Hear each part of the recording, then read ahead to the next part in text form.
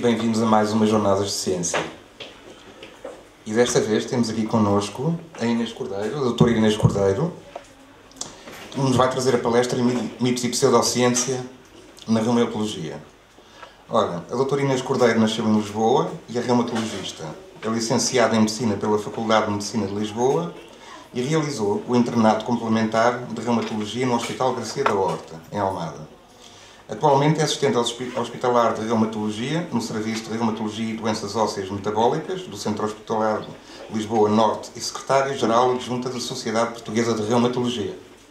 Muito obrigada, Miguel, pelo convite, antes de mais, e cumprimentar todos os que estão presentes e também os que não puderam estar presentes e estão a assistir a esta conferência através das redes sociais. Eu peço desculpa, mas como sou muito pequenina, vou-me pôr em pé para que vocês me consigam ver aí atrás. E, portanto, vamos então dar início a esta palestra e sobre mitos em reumatologia. Os temas são vários e por isso peço que me vão interrompendo sempre que tiverem uma questão. Não hesitem mesmo em perguntar, porque vamos apresentar as coisas de uma forma um bocadinho mais geral e às vezes pode surgir alguma questão mais particular que vale a pena ser esclarecida logo na altura. Obrigada. Assim sendo, eu dividi a minha apresentação em 3 tópicos básicos. Primeiro que tudo, focar na causa das doenças reumáticas e dar aqui, sublinhar o papel ou não de existência desse papel na alimentação e na vacinação. Falar um bocadinho sobre alguns mitos das doenças reumáticas mais do senso comum, sobre se estalar as articulações é prejudicial, se o reumático ocorre apenas em pessoas idosas e se fazer exercício é prejudicial às doenças reumáticas. E também um pouco, de forma breve, sobre algumas abordagens menos convencionais e perceber se elas estão validadas ou não nas doenças reumáticas. Assim sendo, vamos começar então por falar sobre a alimentação. Existe uma diversidade de literatura hoje em dia, que eu pus aqui alguns exemplos, que alega alguns benefícios de manter uma dieta supostamente anti-inflamatória, que alegadamente teria o potencial de curar todo o organismo, como podemos ver aqui, não é? Restaurar a saúde global do organismo, prevenir o ganho de peso, ultrapassar a dor e a inflamação crónicas, e isto tudo através de uma alteração do estilo de vida, através da alteração da dieta. O que é que esta literatura então pressupõe, como seus pressupostos? Que consumir alimentos com o chamado potencial anti-inflamatório, portanto, uma dieta baseada em alimentos integrais, de produção biológica, de tipos selvagens, portanto não de engenharia genética e de todos os produtos de origem animal, de animais oriundos de criação ao ar livre, portanto animais de não confinamento. E também existir ou dar maior prevalência e preferência a certos alimentos que supostamente seriam ricos em substâncias com ação anti-inflamatória e evitar alguns alimentos que seriam fatores de desencadeante pró-inflamatório, portanto a nível sistémico, e que estão aqui enumerados nestas categorias e são um bocadinho transversais. Vão desde produtos de origem animal, como os ovos e os laticínios, a leguminosas, grãos e mesmo alguns vegetais. Eles aqui nesta lista, curiosamente, também incluem alguns fármacos. Mas é aqui que a coisa se torna um bocadinho complicada. Quando nós colocamos estas duas listas, a lista do anti-inflamatório e a lista do pró-inflamatório lado a lado, vemos que existe uma enorme sobreposição, ou seja, estão assinalados a vermelho todos os alimentos que estão do lado anti-inflamatório e do lado pró-inflamatório, ou seja, há aqui uma enorme falta de consenso, não é, nesta literatura. E isso também se traduz, obviamente, pelo facto dela não ter validade científica. Desta lista, então, de alimentos a evitar, ou de substâncias a evitar, só existem, de facto, de forma validada pela ciência, 2 substâncias que não devem ser consumidas regularmente pelas pessoas com doenças reumáticas e, no fundo, por todas as pessoas, que serão o álcool e o tabaco. Tudo o resto é permitido a todos os doentes reumáticos. E então, em que evidências é que nós nos baseamos para recomendar alterações do estilo de vida e da alimentação nos doentes com doenças reumáticas? As recomendações para os doentes reumáticos que ainda são vigentes são as recomendações da Liga Europeia contra as Doenças Reumáticas, ou EULAR, já são um bocadinho antigas, mas continuam a estar bastante atualizadas no que toca à parte da alimentação e nutrição. O que é importante nos doentes reumáticos? A sua mortalidade é mais elevada do que a população em geral. Não sabemos ao certo porquê, poderá ter a ver com fatores da inflamação inerentes a estas doenças, e a maioria das mortes prematuras em doentes com doenças reumáticas tem relação com doenças cardiovasculares, portanto com um aumento dos eventos cardiovasculares nesta população. Não só desde a fase mesmo mais precoce da doença aterosclerótica, portanto da formação dos espessamentos, das placas a nível das artérias, mesmo quando ela é muito incipiente, até mesmo ao próprio número de eventos, portanto AVCs e infartos, está aumentado nestes doentes. Este aumento deste risco persiste mesmo quando nós ajustamos para fatores que podem ser confundidores, como a idade, o sexo, os grupos étnicos, o consumo ou a presença de outras doenças. Portanto, mesmo assim, face a todos esses ajustes, estes doentes continuam a ter um risco cardiovascular que é aumentado. E pensa-se que isso também possa ter a ver com fatores inerentes à doença, nomeadamente à inflamação e outros marcadores inflamatórios que estão em circulação. Assim sendo, a nossa preocupação não é com o controle da inflamação, não é como uma entidade, mas com o controle dos fatores de risco cardiovasculares nos nossos doentes. E assim sendo, a alimentação que nós recomendamos é a mesma que as sociedades científicas da área da cardiologia vão promover. E aqui trago um exemplo, não é? Uma pequena tabela que se destina a sumarizar quais é que são as recomendações da Sociedade Americana de Cardiologia, publicada em 2017, para a alimentação dos doentes com fatores de risco cardiovascular e com eventos vasculares prévios. Assim sendo, aquilo que está recomendado evitar é um bocadinho aquilo que todos nós sabemos, não é? Portanto, evitar as comidas com excesso de sal, gorduras saturadas. Neste caso, as gorduras saturadas também chamar a atenção para que o óleo de coco e o óleo de palma, apesar de serem de origem vegetal, têm um elevado teor de gorduras saturadas e, portanto, a Sociedade Americana de Cardiologia não recomenda o seu consumo aos doentes com alto risco cardiovascular. Os ovos, para esta população em específico, também podem aumentar os níveis de colesterol e, portanto, não devem ser consumidos com frequência. E também os sumos ricos em açúcar, portanto, os sumos de fruta naturais, se não tiverem polpa, se não tiverem fibra, têm um teor açucarado bastante elevado, apesar de serem orgânicos ou biológicos. Por muito que a fruta possa ser biológica, se lhe tirarmos a polpa e a casca, terá um elevado teor de açúcar e não será benéfica para estes doentes. E recomendam, obviamente, o consumo de gorduras poliinsaturadas, portanto, as gorduras de origem vegetal que são benéficas, como azeites e outros óleos vegetais, o consumo de bacas, neste caso, frutos vermelhos, como morangos, mirtilos, framboesas, etc. O consumo de oleaginosas, seja nozes, amêndoas, cajus, de preferência não processados, portanto, sem sal, que não sejam fritos. E o consumo de vegetais, daqueles com folhas, vinagres, couves, etc. E assim sendo, falando um bocadinho mais sobre alimentação e doenças reumáticas, para além da saúde cardiovascular, existe uma doença nossa que é um bocado paradigmática neste aspecto, porque uma boa parte do seu controle e mesmo a potencial cura pode eventualmente passar pelo alterações de fatores da dieta. E neste caso, estamos a falar da gota. E em que é que consiste a gota? Vou tentar aumentar aqui um bocadinho, para nós todos vermos, ficou um bocadinho desalinhado, mas este print é retirado da página da Sociedade Portuguesa de Reumatologia, que contém informação sobre diversas doenças reumáticas, escrita por reumatologistas e internos de reumatologia, para pessoas de áreas não médicas, e que, portanto, podem sempre consultar. Está ali o endereço www.spreumatologia.pt para alguma dúvida ou questão que tenham acerca de alguma doença reumática. Bem, e então, a gota é uma doença reumática, inflamatória, e que resulta da deposição de cristais de ácido úrico a nível das articulações. Estes cristais ocorrem quando os níveis no sangue de ácido úrico estão aumentados, que as moléculas do ácido úrico, portanto os íons, acabam por se juntar e formar mesmo agregados que são cristalinos e acabam por se depositar nas articulações e não só, podem se depositar até noutros tecidos, mas primeiro que tudo na articulação. E quando há alguma alteração deste equilíbrio, não é? deste equilíbrio complexo da cristalização e da dissolução dos cristais, geram-se as crises de gota, não é? Que todos nós se calhar já ouvimos falar, e que classicamente afetam o primeiro dedo do pé, a primeira articulação metatarsofalange, com a articulação do joanete, como muitas pessoas reconhecem, e que dá episódios de dor muito aguda, muito intensa, com vermelhidão naquela localização, com um inchaço da própria articulação e dos tecidos que estão em volta. E esta dor pode ser tão intensa que os doentes muitas vezes não aguentam nem o próprio lençol da cama sobre o pé.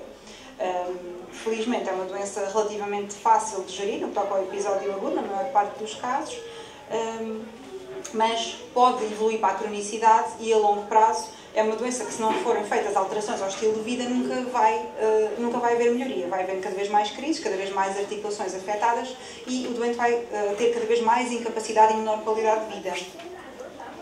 E assim sendo, quais é que são as alterações que nós, para além daquelas que já falámos, temos de recomendar aos doentes com gota, que são talvez os únicos que precisam ter assim um estilo de vida modificado. E então,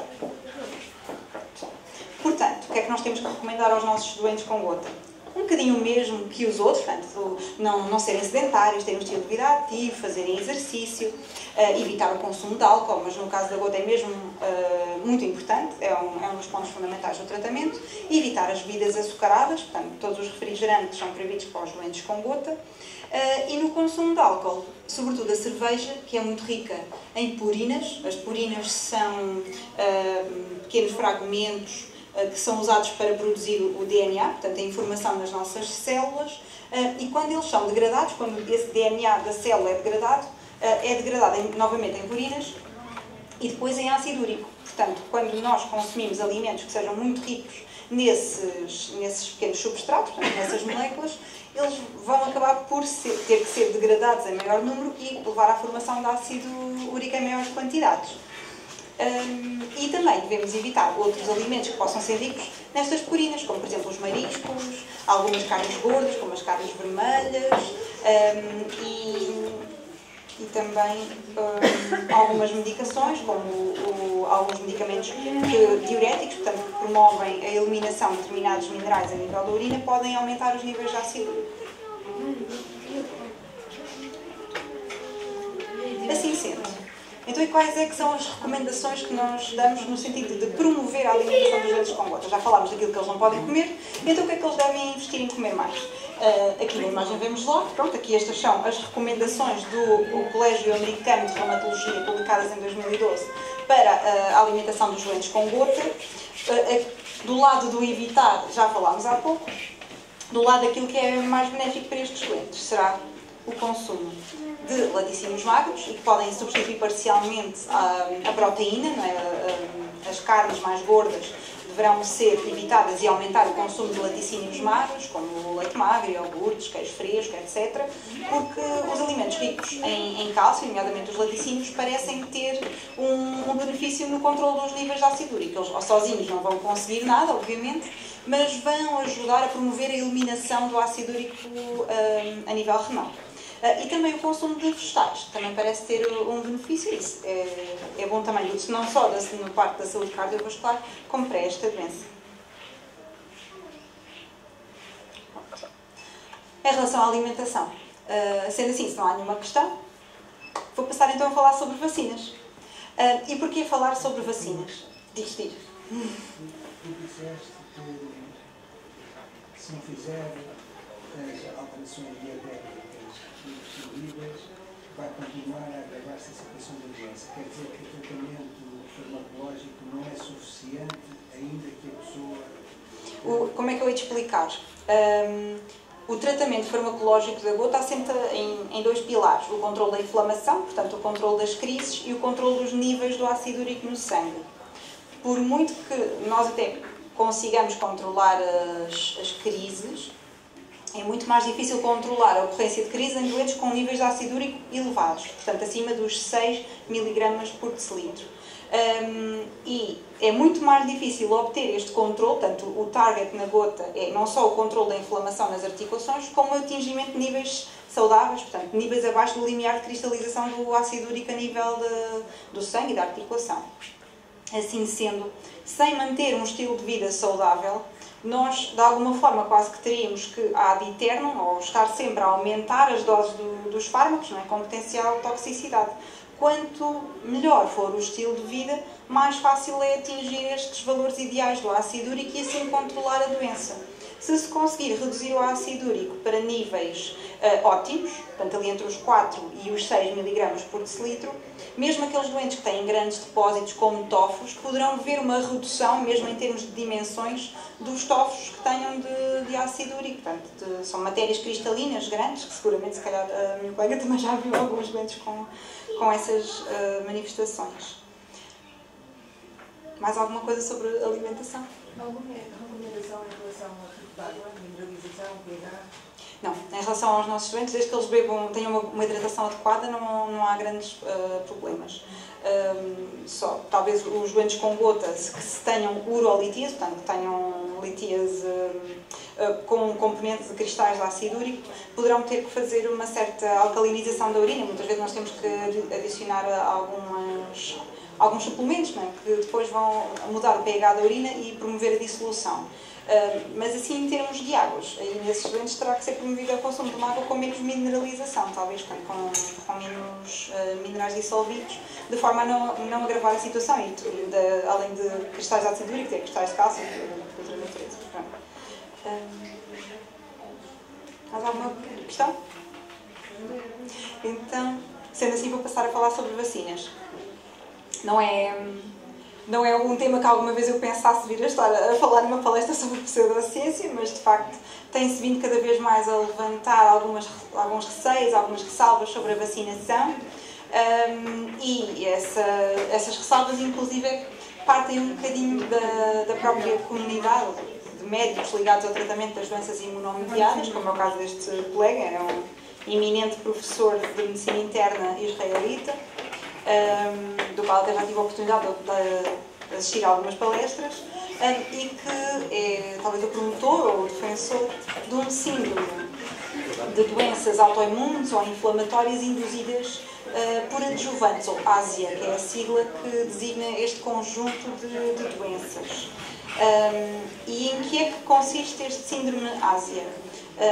Basicamente o que o colega faz é estabelecer uma relação temporal, portanto tem cá primeiro aqui um insulto, uma exposição a um estímulo externo, seja uma infecção, uma vacina, vou tentar aumentar aqui, se vê-se melhor, seja o adjuvante de uma vacina e o aparecimento de características ditas típicas. Mas se nós começarmos a olhar para estas manifestações típicas, elas para já são um pouco inespecíficas, portanto, dores musculares, dores articulares, sensação de fadiga, alterações do sono, manifestações neurológicas como alterações cognitivas, sensação de perda de memória, sensação de boca seca. São sintomas extremamente inespecíficos para designar uma entidade e podem ser explicados todos eles por doenças diferentes e não necessariamente por aquela relação temporal. E ainda existem aqui uns critérios menos importantes, que será o aparecimento de autoanticorpos contra o adjuvante suspeito, o que não deixa de ser um bocadinho um contrassenso, não é? Porque nós, quando damos vacinas às pessoas, é de facto para promover o aparecimento de determinados anticorpos que são benéficos para a proteção, não é? Portanto, nós estamos à espera que não apareçam anticorpos, se não aparecer é estranho. E outras manifestações clínicas, mais uma vez inespecíficas, como o síndrome do cólon irritável e o desenvolvimento de uma doença autoimune com uma suposta relação temporal com aquele estímulo. Existem várias vacinas que os colegas que defendem a existência deste síndrome relacionam com esta ocorrência, uma das quais que eles consideram fortemente implicada será a vacina do papilomavírus humano. É uma vacina que é utilizada hoje em dia largamente e faz inclusive parte do Plano Nacional de Vacinação para todas as raparigas e mulheres ainda não vacinadas e que tenham potencial para realizar esta vacina e que possivelmente também pode ser indicada nos homens, nomeadamente nos meninos e nos rapazes, em determinadas indicações particulares. Esta vacinação é sujeita, obviamente, como todos os fármacos, a uma farmacovigilância regular. Portanto, tendo em conta que começaram a surgir alguns casos, case reports, portanto, alguns casos publicados com o tal síndrome Ásia após realizar esta vacinação do HPV, foi dado o alerta e então o que foi realizado foi um estudo de grandes dimensões, portanto, foram incluídas cerca de 200.000 mulheres, com um seguimento a longo prazo, que começava cerca de 12 meses antes da administração da primeira vacina e terminava 180 dias após a toma da última dose, no esquema de vacinação que tem 3 doses. E após cada toma é realizada uma vigilância mais apertada naqueles 180 dias ali peri-vacina. Portanto, logo a seguir à vacina ainda é feita uma vigilância com maior pormenor. E então, qual é que é o resultado deste estudo? Destas 200.000 pessoas foram identificados apenas 719 casos, dos quais apenas 40% destes eram de facto doenças autoimunes, quer reumáticas ou não, com uma relação mais ou menos plausível do ponto de vista temporal, portanto, de novo após a ocorrência da vacinação. No entanto, não parecia que esta relação, de facto, após uma análise aprofundada dos dados, fosse explicada por mais do que uma coincidência, ou seja, que tenha ocorrido a vacina num período de tempo que seja mais ou menos próximo daquela administração. Ou seja, não havia dados palpáveis para demonstrar que a ocorrência daquela doença tinha realmente relação com aquele estímulo. Não havia nenhuma doença em particular que se percebesse nestes grandes números que, administrando a vacina a tantas pessoas, aparecia um número aumentado daquela doença em relação com a população que não tenha feito a vacina. E assim sendo, a conclusão do estudo é que não havia nenhum alerta de segurança a apontar para a vacina do papilomavírus no que toca ao aparecimento de doenças imunomediadas. Portanto, na verdade, nós não podemos atribuir uma causa determinada às doenças reumáticas e às doenças imunomediadas. As nossas doenças têm causas multifatoriais, é bastante frequente os nossos doentes nos perguntarem: doutora, porque é que eu tenho artrite reumatoide? O que é que eu fiz? Foi alguma coisa que eu tomei? Foi alguma coisa que eu comi? Foi alguma infecção que eu tive? É bastante frequente os doentes nos perguntarem isso, mas nós dizemos sempre que estas doenças, de facto, têm a ver com uma desregulação do sistema imunitário, mas que nós não conseguimos atribuir propriamente uma causa. Ou seja, existem vários fatores que nós sabemos que podem estar implicados. Aqui, por exemplo, no exemplo do lúpus, sabemos que a exposição solar, o tabagismo, o sexo feminino, portanto, os estrogénios parecem ter alguma relação com a atividade e o aparecimento destas doenças. Existe também uma idade preferencial, começa a aparecer na fase em que as meninas começam a ser menstruadas e toda a idade fértil feminina é o período de maior aparecimento, e é muito mais raro aparecer em homens e nas mulheres já em menopausa. Portanto, acontece, mas é muito menos frequente do que nas meninas adolescentes e nas mulheres ainda mais jovens. E também existe um forte componente genético, ou seja, não quer dizer que seja uma doença que passa de pais para filhos, mas existem alguns marcadores genéticos que parecem ser mais frequentes nos doentes com lúpus. Mas não é de maneira nenhuma obrigatório que uma mãe com lúpus venha a ter filhos com lúpus e avós ou tios, não é assim tão linear. Relativamente à artrite reumatoide, também existem alguns fatores genéticos e alguns fatores até do estilo de vida, como a obesidade, o tabagismo. A artrite reumatoide tem um pico mais tardio, começa geralmente a aparecer já na idade madura, portanto nos adultos entre os 40 e os 60 anos, mas pode aparecer em todas as faixas etárias, desde crianças muito pequeninas até idosos já com 80 anos. Nós por vezes vemos com o aparecimento de artrite reumatoide. E em relação à diabetes mellitus, portanto à diabetes tipo 1, que também é uma doença imunomediada, também temos aqui diversos fatores e não é possível atribuir a um destes fatores isoladamente em cada doente a culpa deles terem estas doenças, a causa deles terem estas doenças. Assim sendo, qual é que é a verdade? Na verdade, os doentes com doenças reumáticas devem cumprir o Plano Nacional de Vacinação, tanto quanto é possível. Estas são as recomendações da Sociedade Portuguesa de Reumatologia para a vacinação dos doentes adultos, aqui não estamos a considerar as crianças, para a vacinação das doenças reumáticas, e a primeira afirmação, que nós vemos aqui, É logo que a avaliação inicial do doente com doença reumática deve passar também para uma avaliação do seu estado de vacinação e todas as vacinas que não estejam em dia na conformidade com o Plano Nacional de Vacinação devem ser atualizadas de imediato, logo na primeira consulta. Isto porquê? Não que as vacinas inativadas, portanto as vacinas que não têm organismos vivos, sejam perigosas para estes doentes, porque não são, mas porque os nossos medicamentos vão de alguma forma alterar o funcionamento do sistema imunitário e vão diminuir necessariamente a resposta que estes doentes podem ter às vacinas. Portanto, a maior parte das nossas vacinas, portanto, que estão comercializadas, são totalmente seguras nestes doentes, poderão não ser tão eficazes. E por isso nós temos que tentar aproveitar os momentos em que a doença está bem controlada e que os doentes precisam de fazer terapêuticas imunossupressoras menos pesadas, portanto com menos intensidade da medicação, para nós conseguirmos vaciná-los com maior benefício. E estes doentes podem mesmo necessitar até de algumas vacinas especiais ou mais indicadas no seu caso e que outras pessoas com outro nível de saúde, portanto com maior saúde, podem beneficiar, como a vacinação da gripe anual. Nem todas as pessoas têm essa indicação, no entanto todos os doentes com doenças reumáticas devem realizar a vacinação anual, a vacinação para a pneumonia, que é aquela que vemos aqui na segunda linha, e também a vacina da hepatite B, nas pessoas que não foram vacinadas, deve ser realizada antes de iniciar a medicação.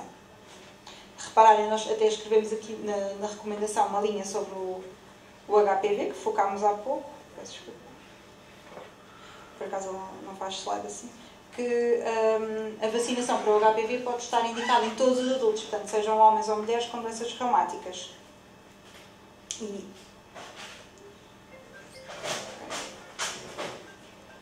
E em relação às vacinas, antes de passar para um próximo tema, há mais alguma questão, alguma coisa que queiram colocar? Então, passando a falar sobre aquelas coisas mais do senso comum, não é? Por exemplo, muitas pessoas acreditam que o reumático é só uma doença, portanto já estamos a partir aqui logo de um mito que está errado. O reumático é apenas uma única doença e ocorre nas pessoas idosas. E então qual é que é a verdade? Existem mais de 100 doenças reumáticas diferentes e que podem aparecer desde o nascimento até à terceira idade. Uma breve palavra sobre as doenças da infância, uma das quais é a artrite idiopática juvenil, ou as artrites idiopáticas juvenis, que não é uma doença, mas um grupo de doenças que são bastante diferentes umas das outras em algumas manifestações. E o que é que elas têm em comum? É o atingimento das articulações, daí a designação coletiva de artrites. E idiopáticas, mais uma vez, porque não sabemos o que é que as provoca. Portanto, idiopática é uma palavra que os médicos ou os profissionais de saúde utilizam para designar as doenças que não têm uma causa determinada ainda do ponto de vista científico. E juvenis, obviamente, porque aparecem na infância. E então, este bonequinho, este menino que aqui está, indica quais é que são as articulações mais frequentemente afetadas nas nossas doenças, que podem ser grandes, como os ombros, os cotovelos, os joelhos, ou mesmo as pequenas articulações das mãos, dos pés, as articulações das mandíbulas, podem estar afetadas em alguns doentes. As crianças com estes diagnósticos têm toda a indicação para ser seguidos numa consulta de reumatologia pediátrica e, portanto, se encontrarem alguma criança que tenha dor ou inchaço numa articulação, sobretudo na parte da manhã, que a articulação esteja perra, que comece a coxear, por exemplo, quando anda, e evitar praticar desportos ou brincar naquelas que são muito pequeninas, é sempre um sinal de alerta das nossas doenças e deverá ser, obviamente, primeiro de tudo, observado pelo médico de família da criança e pelo pediatra e depois, então, referenciado ao especialista se realmente estiver indicado. Passando a falar, então, um pouco sobre as doenças da terceira idade, aquelas que são de aparecimento praticamente exclusivo nas pessoas mais idosas, nas artroses, não é? A chamada osteoartrose, que é uma doença que tem um importante componente mecânico, ou seja, que tem um pouco a ver com o desgaste da nossa cartilagem, das nossas articulações, que vai ocorrendo com o esforço, com a carga, com o passar dos anos, mas não só, depois há vários fatores bioquímicos implicados. A osteoporose tem a ver com alterações da qualidade do osso, não só da quantidade, há uma diminuição da massa óssea, mas também da própria qualidade. O osso torna-se mais frágil além de se tornar menos denso, é um osso menos forte. As arterites microcristalinas, que já falámos um bocadinho há pouco, sobre gota, também são mais frequentes nas pessoas idosas, tanto a gota como uma outra doença que tem a ver com a deposição de cristais de cálcio. E algumas doenças mais raras, como as vasculites, a polimialgia, e algumas outras doenças que podem ter a ver com o cancro, com o aparecimento de doenças cancerígenas nesta população com mais idade. Raramente, algumas das nossas doenças que aparecem em pessoas mais jovens, como o lúpus, a artrite reumatoide e outras doenças reumáticas inflamatórias, também podem aparecer nas pessoas mais idosas. E por isso, nunca podemos deixar de estar atentos, porque não sempre, mas em alguns casos nós podemos observar doentes que têm pela primeira vez manifestações de lúpus já com 50, 60 anos, por exemplo. Passando a outro mito, as mudanças de tempo causam dores e inflamação nas articulações. É frequente nós ouvirmos os doentes dizerem-nos isto na consulta, e mesmo as pessoas da nossa família, quando muda o tempo, dói-me um joelho, dói-me este dedo, dói-me um punho, dói-me o ombro. É muito frequente nós vermos esta associação. Mas será que ela de facto existe ou não? E assim, existem alguns estudos sobre isto. Eu trouxe este porque era talvez o de maiores dimensões e também o mais recente, que foi feito acerca do aumento da dor na osteoartrose com as variações da pressão atmosférica. E,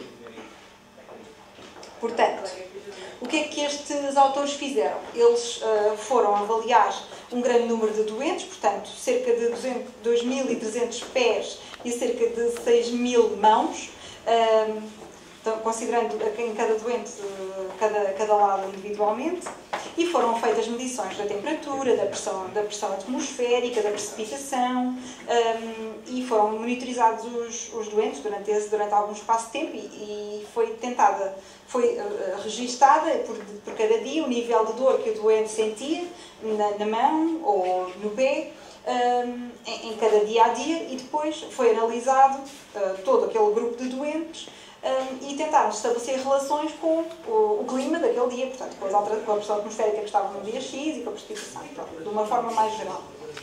E então, qual foi a única coisa que se encontrou? Parece de facto que o único fator que estaria mais aumentado seria a dor a nível da mão nos doentes com osteoartrose. Portanto, parece que de facto só o aumento da pressão atmosférica poderia influenciar a dor ao nível da mão, mas não nas outras localizações. E mesmo assim, este aumento da dor era muito ligeiro e não parecia estar associado ao aumento do nível de inflamação ou de outros fatores, nomeadamente também a nível radiográfico, e isso não havia desgaste da articulação, não havia outras alterações, para além do aumento do nível da dor. Desculpe, porquê só na mão? Não se sabe bem porque eles testaram várias articulações. Além de incluir as mãos, os pés, os ombros, não se encontrou uma relação significativa com mais nenhuma. Apenas se encontrou uma relação mais significativa das dores a nível da mão com o tempo, mas isto provavelmente não tem qualquer plausibilidade. Ou seja, os autores admitem que isto é apenas uma coincidência. Ou seja, a estatística não é perfeita e, por acaso, aquela relação é significativa, mas não se encontrou mais nenhum fator plausível para explicar aquela relação. Portanto, eles concluem que, de algum modo, as variações da precipitação, da pressão atmosférica, parecem influenciar de forma muito modesta as doenças reumáticas.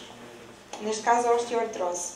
Também a nível da artrite reumatoide foi feito um estudo bastante semelhante, em que foram monitorizados os doentes com artrite reumatoide e foi questionada a dor que sentiam a nível articular e relacionada com flutuações da temperatura.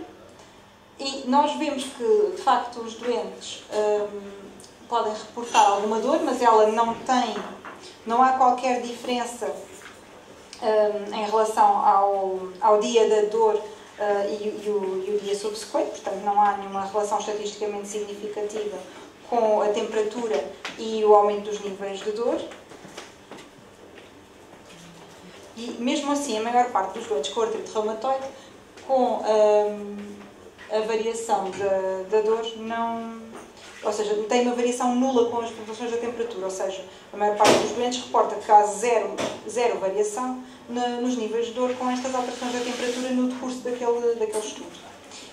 E também não há qualquer alteração a nível do número de articulações que estavam inchadas, portanto, na artrite reumatoide é mesmo possível nós vermos alterações de inflamação na articulação, com a formação de líquido, e não havia variação também do número de articulações que se contavam inchadas.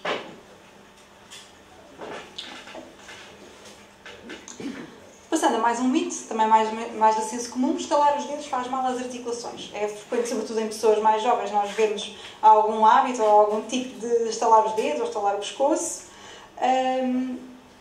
Mas, na verdade, o som de estalar não é provocado pelas articulações, mas sobretudo pelo som que os tendões e os músculos fazem ao fazer este movimento de alongamento, não é? Esta tendência de estalar. E foram feitos alguns estudos para tentar perceber se isto era prejudicial. Este estudo aqui é um estudo com ecografia, que foram avaliadas várias pessoas saudáveis, alguns deles com tendência para estalar os dedos, portanto os knuckle crackers, e outros que não tinham essa mania, e foram comparadas em nível de idade e de género, etc., não havendo quaisquer diferenças. E depois foram ver se havia diferenças a nível da espessura da cartilagem e outras alterações articulares. Ou seja, não parecia haver diferenças a nível da força ou outras alterações nesta articulação, mas parecia haver um discreto aumento da espessura da cartilagem nas pessoas que estalavam as articulações. No entanto, este aumento da espessura da cartilagem não é nada de patológico, é apenas um fator de coincidência, não tem qualquer significado a nível de doença reumática. Poderá eventualmente ter um bocadinho a ver com o esforço mecânico, pode ser uma forma de proteção da própria articulação por esta amplitude, não é, que a pessoa geralmente se sujeita, mas não havia outras alterações desta cartilagem ser anormal, portanto é uma cartilagem perfeitamente saudável. E mais um mito: não posso fazer exercício porque sofro de uma doença reumática. Esta também é uma queixa frequente dos nossos doentes. Nós somos muito exigentes com o exercício nas doenças reumáticas e os reumatologistas estão sempre a dizer: tu já está a fazer algum exercício, o que é que tem feito? Tem andado, tem feito hidroginástica? Nós somos muito exigentes. E os doentes dizem: doutora, mas eu não consigo mexer, eu tenho dores e tenho receio que a minha doença possa piorar se eu me esforçar em excesso, se eu fizer algum desporto. Mas, no entanto, apesar de algum desconforto inicial, que é normal, todos nós, quando passamos algum tempo mais inativos, sem fazer tanto exercício, ficamos um bocadinho mais preguiçosos, não temos tanta resistência, começamos a correr e sentimos mais cansados, com falta de ar, com os bofos de fora, não é como se diz. Mas, a longo prazo, o exercício vai ter benefícios muito importantes nos doentes com estas doenças. Portanto, o exercício e as doenças reumáticas podem e devem coexistir. As pessoas com doenças reumáticas que praticam exercício veem, de facto, algumas melhorias na sua dor, portanto, há uma redução da dor, têm mais energia, dormem melhor e também, geralmente, funcionam melhor também no dia-a-dia. Estão mais despertas, mais ativas e sentem que, até mesmo do ponto de vista mental, são mais ágeis. É difícil começar, nós sabemos que sim, mas começar de forma gradual e com alguns exercícios simples, com menos impacto, pode ajudar, de facto, a dar início a um programa que depois seja bem sucedido a longo prazo. Nós classificamos o exercício físico em 3 níveis de intensidade, desde exercícios terapêuticos, portanto, que são executados com o apoio de um fisioterapeuta, de um profissional especializado para promover a aplicação destes exercícios, por exemplo, logo após uma fase de recuperação de uma cirurgia ou de uma exacerbação da doença reumática. Exercícios recreativos ou de lazer, que correspondem talvez à maior parte dos nossos doentes, não é? E que devem fazer atividades que sejam saudáveis para eles e que eles também gostem. Portanto, se não houver aqui de facto um componente de diversão e de lazer, é muito difícil nós mantermos o exercício a longo prazo, não podemos estar constantemente a fazer coisas que não gostamos. Já trabalhamos todos os dias, é claro que tiramos alguma satisfação do nosso trabalho, mas também precisamos nos divertir, e se nós estamos ainda a ocupar o nosso tempo livre com exercícios que não gostamos, continua a ser trabalho, ou seja, não é diversão. E uma minoria dos doentes com doenças reumáticas poderão até estar interessados em participar em exercícios de competição, em desportos de competição. É muito importante que o doente com doenças reumáticas se informe com o seu médico antes de praticar qualquer exercício a nível federado, portanto, a nível competitivo. Alguns desportos poderão não ser tão adaptados àquela doença em causa, mas com algumas adaptações ou com algumas alterações poderá sempre ser promovido, e sobretudo nas pessoas mais jovens, que eles possam continuar a praticar o exercício que gostavam. Talvez não ao mesmo nível competitivo, mas tentamos sempre que eles possam continuar a desfrutar daquilo que até agora realizavam. E agora, passando a falar um bocadinho sobre o tratamento das nossas doenças, se não houver mais questões sobre o exercício. Sim. Mesmo o caso de osteoartrose de joelhos ou de tornozelos com um componente mais mecânico, há algum problema do exercício físico? Aí os doentes geralmente queixam-se mais dos exercícios de carga. Frequentemente, quando a doença não está tão bem controlada, nós gostamos muito que eles caminhem, porque promove a força muscular, mas muitas vezes, quando a dor é muito forte, eles ainda não conseguem tolerar. E o que nós muitas vezes fazemos é tentar aliviar a carga. As pessoas com artroses das ancas, dos joelhos e dos pés, muitas vezes respondem bem ao exercício na água, por exemplo, como diminui o efeito da gravidade, mesmo sendo um exercício repetitivo, mesmo até com a bicicleta dentro d'água, promove algum fortalecimento muscular, sem aumentar muito a carga sobre a própria articulação. E eles aí, fortalecendo o músculo, depois acabam por conseguir tolerar outros exercícios já em terra e com maior impacto. Depois, a longo prazo, fortalecendo, quanto mais o músculo for forte, maior suporte da articulação. É isso que depois nós temos que tentar explicar aos nossos doentes. Se os músculos estiverem bem trabalhados, eles vão acabar por diminuir alguma carga, portanto, algum stress sobre a articulação e melhorar a função da própria articulação. E a pessoa também ter maior função no dia-a-dia, não só a própria articulação, mas também temos sempre que pensar naquilo que o nosso doente consegue e não consegue fazer. Se consegue sair de casa, se consegue caminhar até ao trabalho, se consegue cuidar dos filhos, dos netos, etc. Nós, quando pensamos nas nossas prescrições, quer de terapêuticas, quer de exercício, temos sempre que ter em conta não só as preferências do doente, mas também as suas necessidades do ponto de vista do dia-a-dia. Por acaso, não é bem um mito, mas outro dia falámos de uma ideia um bocado distorcida. Portanto, uma doença como a osteoartrose não acarreta perda de força. É a imobilidade por causa da dor que leva à perda de força. Exatamente. Os doentes, devido à dor articular que sentem, vão evitar fazer estímulos dolorosos e a longo prazo, se estiverem sempre a evitar, o músculo vai acabar por ficar atrofiado. Portanto, não vai corresponder da mesma maneira, da mesma forma, que numa pessoa que não sinta dor naquela articulação. Mais alguma questão então sobre o exercício? Ou podemos passar a falar sobre o tratamento? E acabou de chegar uma colega minha que tem muito mais experiência do que eu nesta área, mas pronto.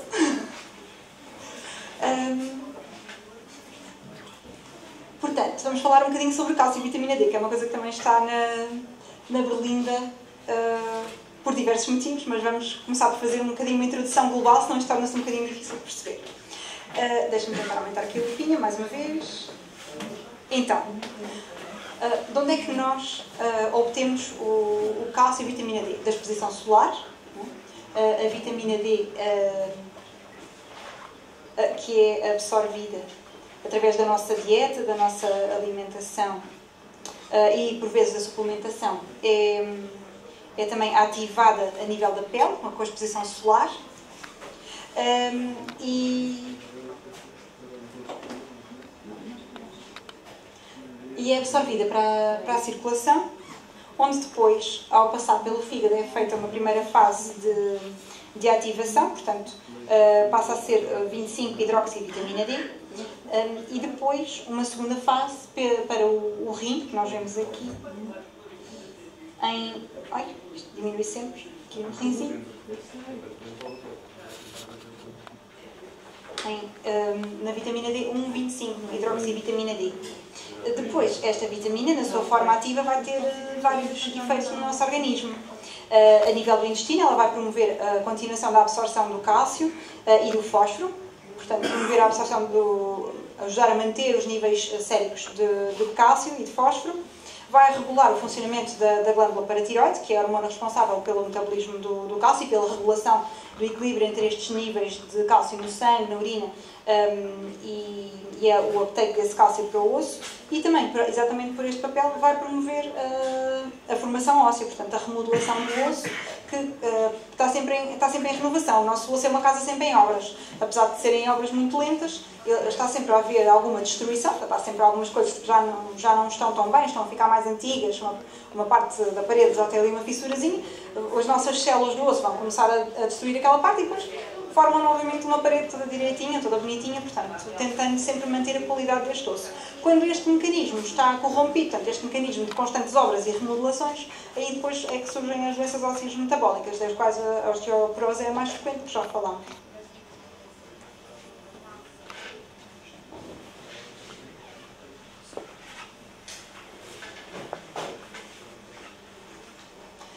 E então, quais é que são as nossas necessidades de cálcio diárias?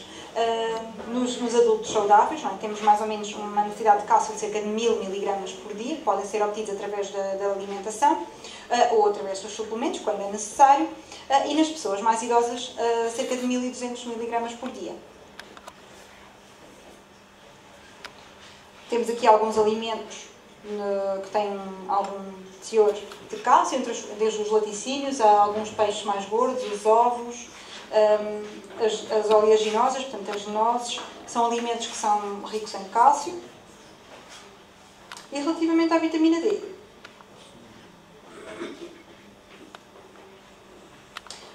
temos também os peixes gordos, tal e qual como são ricos em cálcio, são ricos em vitamina D, os laticínios, os ovos, outros lácteos como o iogurte e o queijo. E aqui, neste caso, os níveis recomendados para as pessoas saudáveis, ou o aporte recomendado diariamente pelas pessoas saudáveis, são cerca de 600 unidades por dia. Cada um destes alimentos, aqui em letras muito pequenininhas, já não dá para aumentar mais. Por exemplo, os cogumelos têm cerca de 60 unidades, a truta, por cada porção, terá cerca de 280 unidades. Depois, o aporte e o estilo de vida vão fazer variar um bocadinho aquilo que nós efetivamente consumimos.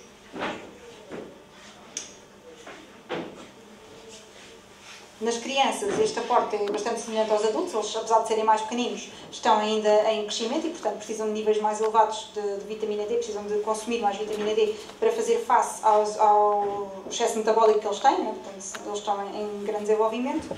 E as pessoas idosas, em que começa não só também a haver alguma diminuição do aporte a nível da dieta, têm geralmente menos apetite, como também têm mais fragilidade óssea, têm maior risco de fragilidade, precisam de níveis de vitamina D mais altos. Precisam de aporte de vitamina D mais elevado. Um dos fatores que é importante também para a produção da vitamina D é a exposição solar, mas esta tem que ser uma exposição muito regrada. Estas são as recomendações do Conselho para a utilização da vitamina D a nível do Reino Unido, e eles mostram aqui de uma forma muito simples o cálculo da superfície corporal. Portanto, como é que uma pessoa que não esteja habituada pode estimar a superfície do corpo que está a expor ao sol, desde a roupa de inverno até ao biquíni, que expõe cerca de 80% da nossa pele. E, portanto, o que eles recomendam é, nos extremos do dia, portanto, nas horas de menor calor, antes das 11 e após as 17 horas, 16 e 17 horas, podem expor só o tempo necessário para tornar, metade do tempo necessário para tornar a pele rosada e, imediatamente a seguir, vestir a roupa e aplicar o protetor solar. Portanto, para evitar as ações nocivas do sol e tentar promover alguma produção de vitamina D com recurso a esta exposição. E aqui é que começa a verdadeira controvérsia. Isto porquê? Porque estamos todos de acordo em relação ao aporte da vitamina D, que é saudável nestas pessoas, na população geral e nas pessoas mais idosas, mas depois não estamos de acordo em relação aos níveis de vitamina D no sangue, que são os níveis considerados ótimos, os níveis suficientes. Estes são os dois principais institutos que têm parecer ou recomendações emitidas sobre isso, e eles estão, como podem ver, em desacordo no que toca ao estabelecimento da deficiência de vitamina D, em que a Sociedade Endócrina Americana considera que os níveis deficientes são até 30 nanogramas por mililitro, e o Instituto de Medicina vai classificar apenas como deficientes os níveis inferiores a 12 nanogramas por mililitro. E qual é que é o problema de sermos mais restritos ou mais latos nesta classificação? Se nós virmos aqui, este mapa traduz a prevalência da deficiência da vitamina D de acordo com a Sociedade Endócrina, portanto, os níveis inferiores aos 20 nanogramas por mililitro, E se nós virmos, aqui de uma forma global, mesmo nos países com maior nível de exposição solar, como a América do Sul, ou a África do Norte, ou mesmo a Austrália, temos uma prevalência da deficiência da vitamina D que, em todos os casos, é superior a 50%. Ou seja, como é que nós podemos afirmar que uma doença afeta, em alguns países, 100% da população? Ou seja, não é uma verdadeira doença, é apenas um estado, e questionamos realmente este valor que foi definido para definir a deficiência de vitamina D, se é o valor ajustado, uma vez que é tão frequente, que, inclusive, pessoas saudáveis, portanto, surfistas residentes no Havaí, com cerca de 30 horas de exposição solar por semana. O Havaí é um sítio que tem água quentinha, portanto, eles não precisam de usar aqueles fatos tipo foca, não é, todos tapadinhos, têm um bom nível de exposição solar. São pessoas saudáveis, com prática regular de exercício físico, e mesmo assim 51% destes surfistas, com ótimos níveis de exposição solar e muita saúde, porque praticam muito exercício, têm 51% da prevalência da deficiência da vitamina D. Ou seja, nós não podemos corrigir a deficiência de vitamina D em todas as pessoas, porque senão estaríamos a tratar quase 100% da população. Nós só tratamos os casos que são mais indicados, as pessoas que realmente precisam. Então, e quais é que são as pessoas que de facto vão precisar de corrigir a sua insuficiência ou deficiência da vitamina D? As crianças grávidas e mulheres a amamentar, porque têm necessidades acrescidas e, portanto, têm que fazer face a essas necessidades. Os doentes com doenças do metabolismo do osso, desde a osteomalácia, a osteoporose e outras doenças ósseas, em que esta destruição do osso esteja aumentada. Alterações da absorção da vitamina D, portanto, pessoas que tenham feito cirurgias do estômago devido à obesidade, que têm restrições naquilo que podem alimentar-se, doentes que tenham feito cirurgias intestinais ou outras doenças do intestino, como a doença inflamatória do intestino, a doença celíaca, que não consigam absorver tão bem a vitamina D e o cálcio através da membrana do intestino, doentes com alterações da função do fígado ou do rim, onde esta vitamina é ativada na sua forma ativa. Portanto, se estes órgãos não estiverem a funcionar bem, a vitamina D também não será ativada. E doentes com contraindicação para a exposição solar. Ou seja, algumas doenças cutâneas com fotossensibilidade, e não é preciso ir muito longe. Por exemplo, as pessoas que têm acne, este acne pode ser agravado pela exposição ao sol. E acabam por ter que usar protetores solares pelo menos nas áreas onde têm essas lesões. E os doentes com lúpus, com dermatomiosite, com porfíria cutânea também não devem expor-se ao sol, porque isso poderá, no caso destes doentes, agravar os sintomas da sua doença e provocar exacerbações. Também os doentes que tomam medicamentos que podem desencadear reações fototóxicas, ou seja, tornar a pele mais sensível ao sol e desencadear reações, devem evitar a exposição solar. E, portanto, estes doentes, se tiverem insuficiência de vitamina D, como não podem completá-la de outra forma, devem realizar suplementação. E como é que nós tratamos a deficiência de vitamina D? Existem também recomendações, elas são desta sociedade que está aqui deste lado, da Sociedade Endócrina, e consiste numa dose de carga, portanto a administração de doses um pouco mais altas durante 6 a 8 semanas, cerca de 50 mil unidades por cada semana, numa toma única semanal, e depois doses de manutenção, de cerca de 600 a 2 mil unidades por dia. Nas pessoas que têm níveis considerados suficientes, não será preciso realizar doses tão altas para conseguir manter a suficiência da vitamina D, mas está recomendada uma alimentação rica em alimentos com estes nutritivos, portanto com elevado nível de vitamina D, e se mesmo assim este não for suficiente para manter os níveis adequados, poderá ser efetuada uma suplementação, mas não será necessário realizar aquela dose de carga de indução. E agora, passando para a parte mitológica do cálcio e da vitamina D. Após esta introdução, existem alguns médicos, alguns peritos que afirmam que o cálcio e a vitamina D podem ser usados para tratar a atividade das doenças reumáticas, das doenças imunomediárias. Vemos aqui o exemplo de um eminente médico brasileiro, o Dr. Cícero Coimbra, que tem inclusive várias pessoas relacionadas com a sua escola, tem muitas pessoas que seguem o seu protocolo, e que basicamente é um protocolo de administração de doses muito altas de vitamina D, superiores a 10 mil unidades por dia, portanto muito mais altas do que aquilo que acabámos agora de ver, para tentar controlar a atividade das doenças autoimunes e outras doenças.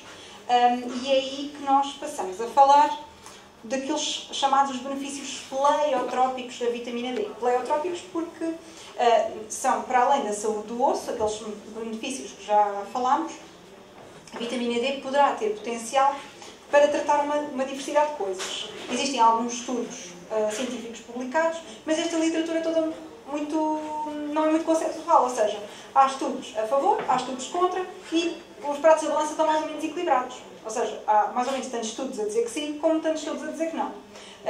E, portanto, estes benefícios não podem ser empolados, não podem ser exagerados, porque poderá não ser assim, poderá não haver tanta relação da vitamina D com estes benefícios como se julga.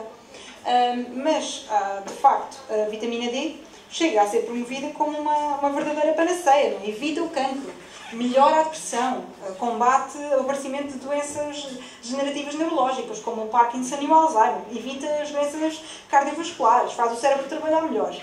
Se vocês virem desta lista toda de 10 pontos, só existe uma verdade, que é o número 2, fortalece os ossos. Tirando o resto é tudo especulativo. Pronto. E pronto, aqui outro exemplo também deste lado, com algumas outras doenças, não é? Que a vitamina D tem potencial para controlar a atividade da psoríase, das doenças imunomediadas, e isso é totalmente falso. Os nossos doentes, não é? Os doentes com doenças reumáticas, como eu já referi há pouco, podem beneficiar da suplementação da vitamina D, mas, sobretudo nos casos em que eles, pela medicação que fazem, ou pelo facto de terem alterações do metabolismo do osso, pelo facto de não poderem ter exposição solar, precisam de fazer suplementação de vitamina D para conseguir fazer face a risco, a fatores de risco que eles têm inerentes ao seu estado de saúde.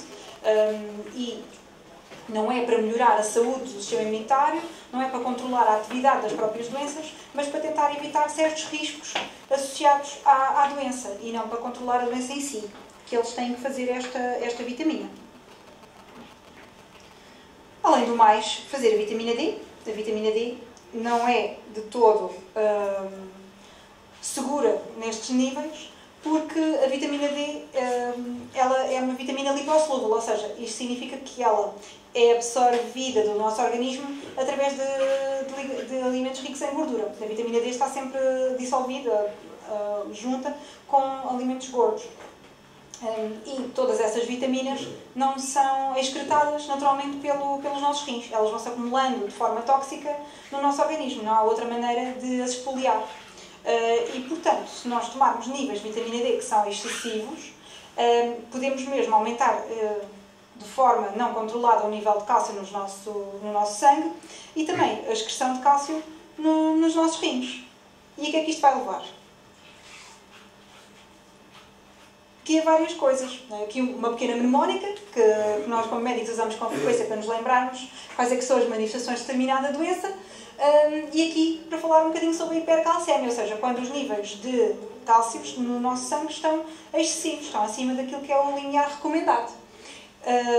Vamos começar por ter dores ósseas, portanto alterações do metabolismo do osso, e pode mesmo levar a uma doença, em casos extremos, chamada osteite fibrosa cística, quando há um excesso de acumulação de cálcio no nosso organismo, à formação de pedras nos rins, portanto o excesso do cálcio absorvido vai levar ao aumento da excreção do cálcio e promover a formação de cálculos, portanto de pedras formadas por cálcio no nosso sistema urinário, dores abdominais e mesmo alterações cognitivas, neurológicas, que podem ser ligeiras nos casos menos severos e mesmo passar pelo coma, não é? A psicose nos doentes com níveis de cálcio muito altos. Também pode provocar alterações cardíacas quando está nestes níveis muito altos e assim colocar mesmo o doente em risco de vida. Já falámos um bocadinho sobre o excesso da vitamina D e agora vamos falar sobre a falta dela. E certamente já toda a gente ouviu falar e já viu nos anúncios o calcitrim. Não é verdade? E porquê que nós não recomendamos a toma destes suplementos? Ou seja, os suplementos não é só o calcitrim, não vamos aqui desenvolver nada contra o calcitrim, mas porquê que nós recomendamos que os doentes que precisam de fazer suplementos de cálcio e vitamina D façam os suplementos de farmácia? Porque, se nós repararmos, aqui damos o exemplo de um suplemento alimentar e de um suplemento de cálcio de grau farmacêutico, cálcio e vitamina D, temos uma enorme diferença de preços, não é? Do suplemento alimentar para o medicamento comparticipado. E o que é que nós vemos aqui? Vemos que o teor de cálcio e vitamina D neste suplemento é muito inferior àquilo que está do lado do medicamento farmacêutico. Ou seja, 2 comprimidos deste suplemento alimentar têm cerca de 380 mg de cálcio, enquanto um único comprimido do outro lado tem 1000, que será a dose recomendada de suplementar nas pessoas que têm um baixo aporte, portanto, que não consomem, não têm uma dieta rica em cálcio. E também a suplementação da vitamina D é demasiado baixa, tem apenas 10 microgramas, quando deste lado temos 22. Também os outros elementos estão em níveis não adequados. Já agora não falo disso na minha apresentação, mas também aqui a condroitina, que está aqui presente na formulação deste suplemento, tem apenas 16 mg, quando a dose recomendada pelas instituições internacionais será 1200 mg por dia. Portanto, está muito longe daquilo que será a posologia recomendada na indicação da osteoartrose. Portanto, na verdade, o cálcio e a vitamina D devem ser utilizados sempre com recomendação médica e nas dosagens indicadas. Não devem ser ultrapassadas, não devem ser demasiado baixas, porque senão também não vamos atingir os objetivos que nos propomos, e não devem ser usados como uma panaceia, devem ser usadas nas pessoas que têm indicação. Passando agora a falar um bocadinho sobre fibromialgia. E se calhar já ouviram falar, agora mais recentemente, sobre este medicamento, a citicolina, que alegadamente terá sido o causador de uma espantosa cura numa representante das associações de doentes com fibromialgia e que tem vindo a divulgar muito nas redes sociais o uso desta medicação para o tratamento da fibromialgia. Então, em que é que consiste a citicolina? A citicolina é um precursor, basicamente, de alguns neurotransmissores e promove a formação da membrana fosfolipídica das células neuronais. Portanto, é assim que se pensa que será a sua forma de atuação. E ele foi aprovado pelo Infarmed em 2006 para o tratamento de lesões cerebrais, vasculares e traumáticas, manifestações neurológicas da insuficiência muscular a nível cerebral, como aquelas que ali estão, portanto, são diversas, perda da espontaneidade, desorientação espacial, perturbações da memória, portanto, um bocadinho por todo lado, e na pediatria, as encefalopatias, o atraso psicomotor ou as perturbações do comportamento e desenvolvimento. No entanto, mais tarde, foi feita uma revisão, não é, da literatura que levou à aprovação deste medicamento pelo Infarmed e à sua comparticipação, mas chegou-se à conclusão que, de facto, a evidência, na maior parte dos casos, era inconclusiva, não tinha força suficiente para promover a sua utilização em nenhuma destas indicações, tanto no AVC como na insuficiência muscular ou no traumatismo craniano, quer na fase aguda, quer na fase crónica. E, portanto, esta comparticipação pelo Infarmed foi retirada. E isto teve um lado bom e um lado mau. Por um lado, fez com que não houvesse tantos gastos em saúde com medicamentos que não são válidos, não é? Portanto, o nosso Sistema Nacional de Saúde poupa aqui algumas centenas de milhares de euros em medicamentos que deixam assim de ser comparticipados, mas cria um enorme risco, que é, a partir do momento em que a citicolina é um suplemento alimentar, qualquer pessoa pode chegar à farmácia e pedir para comprar uma caixa e tomar. Qualquer pessoa é livre de o fazer, porque os suplementos alimentares não carecem de receita médica, podem ser comprados por qualquer pessoa. Passa a ser como as vitaminas e os outros suplementos alimentares que por vezes são divulgados também na televisão.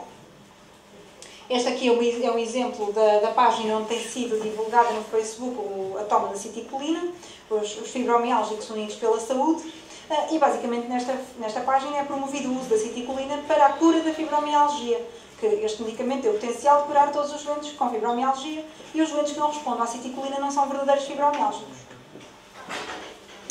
Mas, na verdade, não existe nenhum tratamento milagroso para a fibromialgia. A fibromialgia é uma doença crónica, é uma doença que, à luz da nossa medicina atual, a ciência que atualmente dispomos, não tem cura, mas que tem tratamento.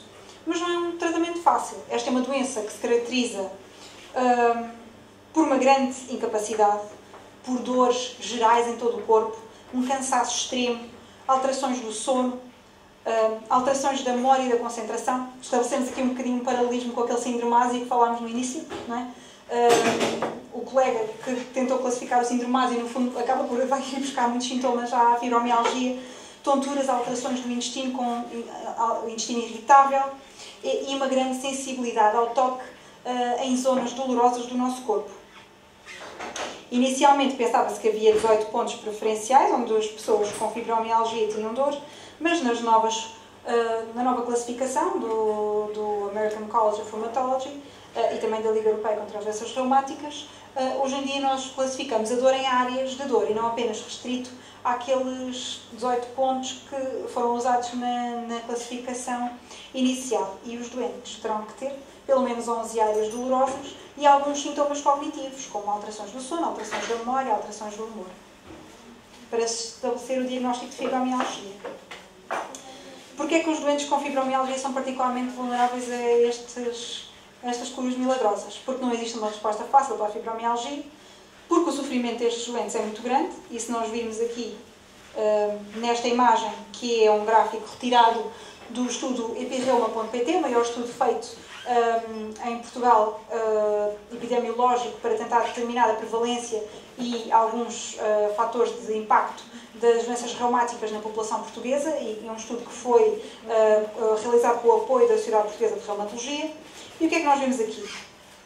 Aumentando a imagem, vemos que a fibromialgia aparece aqui embaixo, não é? Ali onde está a FM, com uma perda de qualidade de vida só praticamente ao nível dos doentes com artrite reumatoide, que são doentes que têm um atingimento das articulações geralmente muito global, muito generalizado. E muito pior, portanto, a qualidade de vida dos doentes com fibromialgia do que os doentes com artrose, do que os doentes com gota, que estão lá para cima. Essa a maior parte do tempo, se estiverem bem, se não tiverem com nenhuma crise, estão todos contentes, não têm problemas. E mesmo que os doentes com lúpus, que nós sabemos que o lúpus é uma doença bastante grave, os doentes com lúpus estão lá em cima no que toca à qualidade de vida. Portanto, são pessoas que sofrem muito, têm uma grande perda de qualidade de vida, têm muita dor e não têm grande resposta para as suas aflições, para o seu sofrimento. E isso torna-os particularmente vulneráveis a tentar saídas fáceis, não é? A tentar qualquer coisa que os possa livrar de toda aquela incapacidade e de toda aquela perda de qualidade de vida. E então o que é que pode ser verdade? O que é que pode realmente ajudar os doentes com fibromialgia? Não há uma única estratégia que possa ajudar os nossos doentes, mas tem que ser toda uma constelação de estratégias, toda uma abordagem global que passa desde o exercício físico e reabilitação, que já falámos no início, e que é fundamental para várias doenças traumáticas, mas na fibromialgia é de facto um pilar fundamental. Algumas abordagens psicoterapêuticas, terapia comportamental e abordagem de redução do stress. Um tratamento eficaz da dor, portanto aqui a abordagem já com fármacos, não é? Uma abordagem eficaz da dor periférica e tentar intervir nos próprios mecanismos da dor, utilizando alguns medicamentos que vão alterar a transmissão da dor a nível central e periférico, e também a estimulação do sistema nervoso central. Aqui há algumas recomendações sobre como começar o tratamento. Primeiro que tudo, sensibilizar o paciente, tentar explicar que é uma doença que, sendo crónica, tem de facto melhoria, tem de facto potencial de melhoria, mas é uma melhoria lenta. Tentar também responsabilizar o doente, perceber que de facto ele tem uma grande importância para a melhoria desta doença, ao aderir ao estilo de vida, portanto aos exercícios, ao programa de exercícios, aos programas de intervenção cognitiva e aos programas também da medicação, fazer o exercício que o doente conseguir. Obviamente numa fase inicial não vamos conseguir que ele faça exercícios de força e aeróbicos, muitas vezes temos que começar com exercícios de facto muito ligeiros, de baixo impacto, e vamos aumentando a intensidade até os exercícios ideais, portanto os exercícios mais aeróbicos como a caminhada, a bicicleta, exercícios de resistência muscular. Tentar também, portanto, que o doente esteja mais sensível, mais atento às alterações do seu estado emocional e que se siga mesmo acompanhamento, se possível, desse ponto de vista, e fazer uma progressão gradual, perceber que cada dia é um dia e tentar sempre manter uma atitude positiva e que o dia seguinte será melhor e será melhor e será melhor. Apesar de tudo, porque esta doença, e tentamos sempre explicar, não vai colocar ninguém numa cadeira de rodas ou acamado, apesar da grande incapacidade que provoca. E, portanto, a grande verdade é que se tiver sintomas de fibromialgia, como aqueles que já apresentámos, o doente deve consultar o seu médico, deve consultar o seu médico de família, o médico com o qual tem mais proximidade, para tentar realmente chegar a um diagnóstico. Isto porque existem várias doenças que podem dar estes sintomas, primeiro que tudo, e não se tratar de fibromialgia, portanto não devemos logo interpretar inicialmente que é essa a patologia, e só depois realmente de fazer uma avaliação global pelo médico é que podemos assumir que é este diagnóstico, só depois excluir de facto outras doenças que dão cansaço e dores musculares, e estas alterações é que nós podemos afirmar que é realmente esta entidade. E por último, falar um bocadinho sobre os canabinoides. Eles têm estado também na Berlim, também, com grande divulgação, devido ao facto de terem sido recentemente discutido o seu uso medicinal a nível da nossa Assembleia da República, e são também atribuídas uma panaceia de benefícios aos canabinoides, não é? Como seja tratar as doenças autoimunes, curar a fadiga crónica, prevenir a degeneração macular. Também diz aqui alguns que evitam o cancro, exatamente, cancro, o AVC, o traumatismo, portanto, como se esta mesma substância tivesse toda esta miríade de efeitos. E, mais uma vez, tal e qual como o cálcio, a vitamina D e a acetilcolina, uma boa parte destes benefícios não são substanciados pela evidência científica que nós dispomos. Como é que se metaboliza então a cannabis? Também há aqui pessoas que sabem explicar isto melhor do que eu, vou tentar fazer o meu melhor papel. Mas existe um sistema interno, portanto o nosso próprio organismo inclui alguns canabinoides de síntese própria, e nós temos receptores para os detectar. Eles vão fazer alguma transmissão, portanto vão transmitir informação a nível das nossas sinapses nervosas, e pensa-se que eles têm uma importante função no controlo da dor, no controlo de sintomas de cansaço, a nível interno, a nível endógeno. Mas isto não quer dizer que para melhorar ainda mais a situação da dor, portanto controlar ainda mais a dor, controlar o cansaço, que a toma de canabinoides externos possa estar recomendada. Assim sendo, nas doenças reumáticas, o uso dos canabinoides já foi testado em diversos estudos, e este estudo é um estudo de revisão, portanto uma revisão sistemática de outros estudos que foram realizados sobre a aplicação dos canabinoides nas doenças reumáticas, e o que este estudo conclui é que de facto não há qualquer recomendação, não há evidência suficiente para recomendar a utilização destas substâncias nas doenças reumáticas, quer seja a osteoartrose, em que a fibromialgia, que aqui foram incluídos 71 doentes com fibromialgia, a artrite reumatoide, não foram encontrados sequer estudos na osteoartrose, e os canabinoides tinham sido comparados com o placebo, ou seja, com comprimidos de farinha ou açúcar, que não têm medicamentos ativos nenhuns, ou com outros medicamentos que podem ser utilizados para tratar a dor crónica. E não vimos... Eles foram de alguma forma bem tolerados, apesar de tudo, exceto alguns efeitos adversos desagradáveis, mas não perigosos, durante a duração destes estudos. No entanto, não houve qualquer benefício que superasse os medicamentos que já eram convencionalmente utilizados e que foram usados como comparadores nesta análise, e que, face aos canabinoides, apresentam um perfil de risco muito mais seguro. É importante nós percebermos que tudo tem um risco, mesmo os chás, a ervanária, os canabinoides, todos os produtos, mesmo que sejam de origem suposta natural, têm sempre riscos, têm sempre efeitos secundários como se fossem verdadeiros medicamentos. Simplesmente não estão transformados em pozinho, em cápsulas. São folhas, são calos, são etc. Podem ser chás, podem ser suplementos de ervanária, mas eles não deixam de ser na mesma substâncias químicas. Todos têm o seu potencial de risco e os seus benefícios. E, portanto, é importante saber que os canabinoides podem ter impacto na saúde mental. Portanto, os doentes que os usam a longo prazo podem ter alterações do seu estado cognitivo, da sua saúde mental, e mesmo a vir desenvolver episódios de psicose. Podem ter alterações respiratórias e levar a dificuldades a nível respiratório. Não está recomendado o consumo de canabinoides antes da condução, porque vai diminuir a resposta e os reflexos, vai diminuir a vigília, portanto a atenção, e portanto a pessoa está mais sujeita a ter acidentes, tal e qual como o álcool e outras substâncias que diminuem a atenção. E também não está recomendado o seu uso em mulheres grávidas e na amamentação, e também, obviamente, na idade pediátrica, também não está recomendada a sua utilização.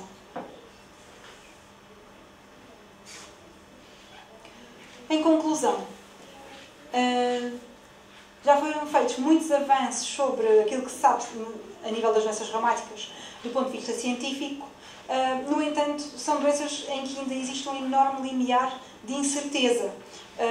E por isso é muito importante nós usarmos o nosso bom senso, o nosso senso crítico, analisar a evidência que está disponível, não tomar as coisas como certas, como garantidas, só porque existe apenas um estudo. É sempre preciso analisar os vários estudos de uma forma global, perceber quais são a favor, quais são contra, se realmente foram estudos bem feitos ou não, para tirarmos conclusões acerca da eficácia dos medicamentos que usamos, acerca das estratégias que nós usamos para tratar os nossos doentes no dia-a-dia. E, portanto, apesar de todos estes avanços, a reumatologia continua a ser uma área médica em que o bom senso é fundamental. É fundamental em todas, mas há muitas em que o conhecimento já é muito mais transversal, são doenças mais frequentes, como, por exemplo, a hipertensão, no caso da cardiologia, e por isso há muito mais recomendações, está tudo muito melhor estabelecido, enquanto as nossas doenças, muitas delas são muito menos frequentes e, portanto, nós não temos tanta evidência com a qual nos basear. E tentamos, apesar da escassez, tentar sempre utilizar as estratégias mais adequadas de acordo com a evidência que está disponível.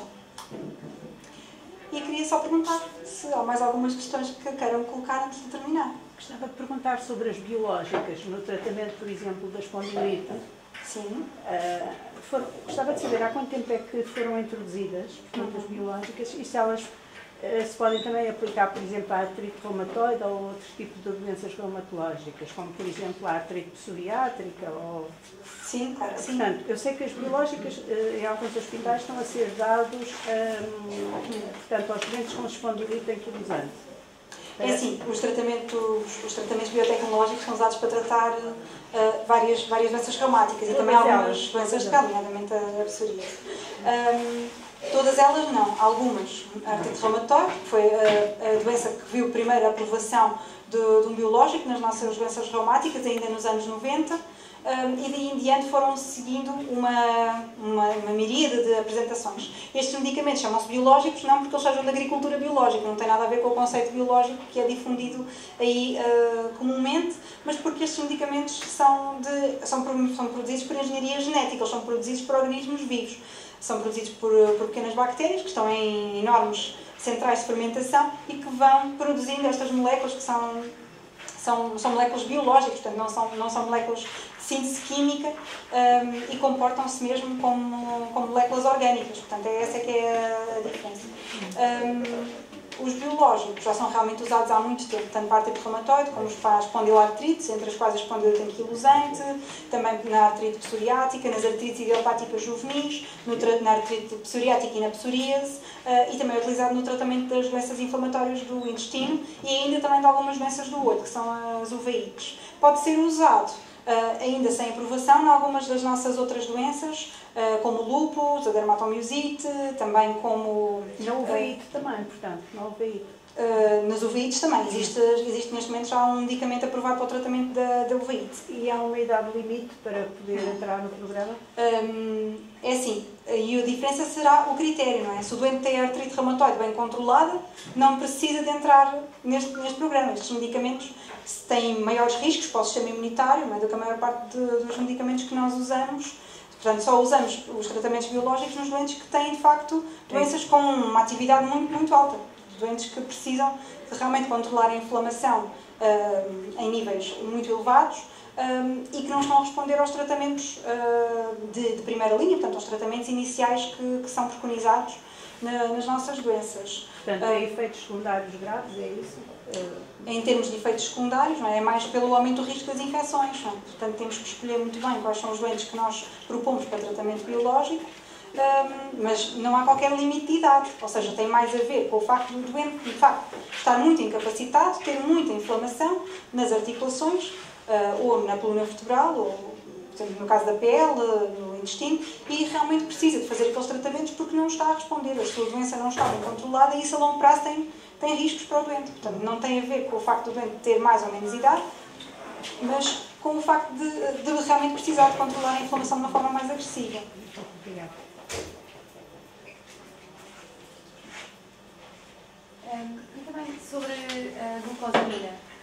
não há grande evidência. Sobre a glucosamina, temos alguns ensaios clínicos de grandes dimensões, de grande duração, que recomendam o seu uso na osteoartrose, podendo diminuir os episódios de exacerbação de dor, nomeadamente a nível do joelho, a nível da mão, a nível da anca. Existem alguns territórios nos quais o benefício na dor, sobretudo em associação com a condroitina, não tanto isolado, o potencial para isso ocorrer é mais forte em associação, com a diminuição do consumo dos anti-inflamatórios. Portanto, muitas vezes nós colocamos sempre os doentes com osteoartrose em terapia de fundo com estes medicamentos numa esperança de que eles controlem as crises, controlem a dor e tenham menos crises álgicas, portanto tenham menos episódios dolorosos. No entanto, no tratamento da artrose, ou seja, no evitar a progressão da artrose, eles não têm qualquer efeito. Nunca se conseguiu demonstrar cientificamente até agora que qualquer medicação tivesse efeito na progressão das artroses. Tirando algumas alterações do estilo de vida. Portanto, nas pessoas obesas e com excesso de peso, reduzindo a carga, reduzindo o peso, conseguimos evitar a progressão da artrose do joelho e artrose da anca. Portanto, tirando a remoção de fatores mecânicos e fatores do estilo de vida, que o próprio tabagismo também pode provocar um aceleramento do desgaste de cartilagem, tirando esses fatores de estilo de vida, que realmente podem fazer uma grande diferença, nomeadamente a parte do excesso de peso, não há nenhum medicamento que tenha realmente demonstrado que consegue controlar a progressão das artroses. E já agora, já que se falou da glucosamina, a cartilagem de tubarão. A cartilagem de tubarão, a glucosamina é semelhante à casca do marisco, enquanto a cartilagem de tubarão será a condroitina. Ou seja, muitas vezes esses suplementos naturais, de casca de marisco e cartilagem de tubarão, não têm as doses recomendadas internacionalmente para fazer a suplementação na osteoartrose, que serão 1500 mg de glucosamina e 1200 mg de condroitina, sozinhos ou em associação quando possível. Portanto, vimos ali, por exemplo, o exemplo do calcitrim, que só tinha 16 mg, portanto está 10 vezes abaixo do que aquilo que seria recomendado. Oh, doutora, desculpe, portanto, alguém que tem uma destas doenças e não tem a certeza se tem o cálcio nem a vitamina D suficientes, deve pedir para fazer as análises, não é? E o médico é que será responsável por fazer essa avaliação, faz parte do nosso protocolo de avaliação e o doente não precisa naturalmente de ficar preocupado com essa situação, portanto faz mesmo parte daquilo que é o nosso protocolo de avaliação dos doentes com doenças reumáticas. Mas não no médico de família, tem que ser mesmo a uma reumatologista. É assim, depende obviamente das indicações. Os médicos de família também têm noção quais são as doenças em que é preciso avaliar regularmente o cálcio e a vitamina D e falam se for estritamente necessário. Não é necessário ser um especialista para pedir essa análise. Portanto, desde que estejam presentes aqueles fatores de risco para haver insuficiência da vitamina D e alterações do metabolismo ósseo em sua consequência, qualquer médico, seja ele qual seja a sua área de especialização, vai estar sensível a esse facto e vai acabar por pedir esse doseamento. Perguntas no SciMed. Então, quais são as perguntas do SciMed? Conta-me lá. Tens aqui a senhora Vera Gomes, colagênio para as articulações. Tem benefícios ou não muito? Perdão? Não percebi. Colagênio. Colagênio para as articulações. Não há grandes benefícios apontados no que toca à osteoartrose, portanto, a suplementação da cartilagem, o que está mesmo indicado é a glucosamina e a condroitina, e os estudos com o colagênio são muito escassos e não parece haver um benefício acrescido em relação a estes dois medicamentos que são utilizados, quer no que toca ao controle dos sintomas de dor e também não há qualquer benefício no que toca à progressão estrutural. Não sei se respondi. Vera Gomes, respondeu? Agora temos o João Rodrigues. Qual o racional para evitar refrigerantes na hiperglicemia e na crise de gota que falaste no início? Tem toda a razão. Porquê? Os refrigerantes e as bebidas açucaradas são muito ricas em frutose. E a frutose é uma precursora do metabolismo das purinas e, portanto, vai levar à formação de níveis excessivos de ácido úrico. Porquê que todas as bebidas açucaradas contêm frutose? Porque a sacarose consiste na junção de uma molécula de glicose com uma molécula de frutose. Portanto, quando nós fazemos a digestão dessas bebidas, a sacarose é dividida nos seus dois componentes essenciais e acumula-se uma enorme quantidade de frutose que vai ser transformada em ácido úrico. E por isso é que os doentes com gota não podem consumir essas bebidas.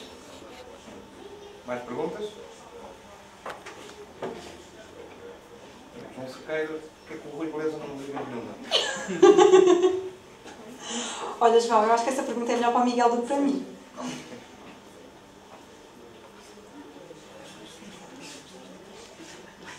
Mais alguma pergunta? Ó, Satora, posso fazer uma perguntinha? Claro que sim. Eu estou a tomar há 6 meses ácido hialurónico Solgar. Isso é bom? Ou continua ou não? Eu não sinto nada de especial. É assim, os suplementos alimentares muitas vezes não têm, não só os níveis adequados dos próprios componentes, não é? Como também o ácido hialurónico.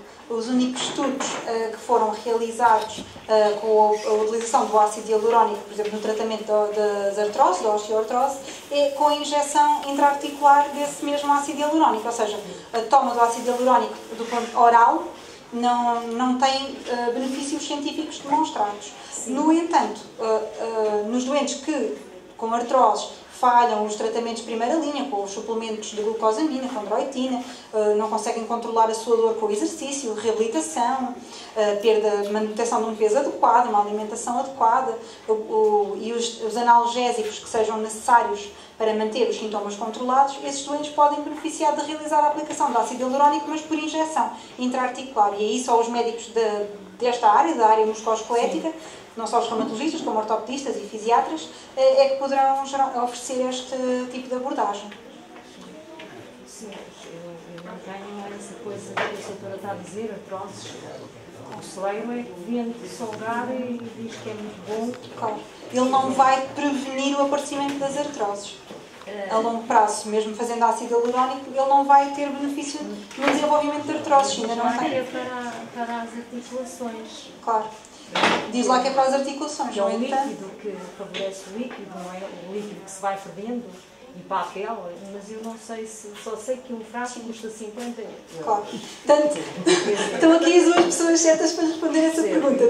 Tanto para a pele como para as articulações, tomar em comprimidos não vai ter qualquer benefício.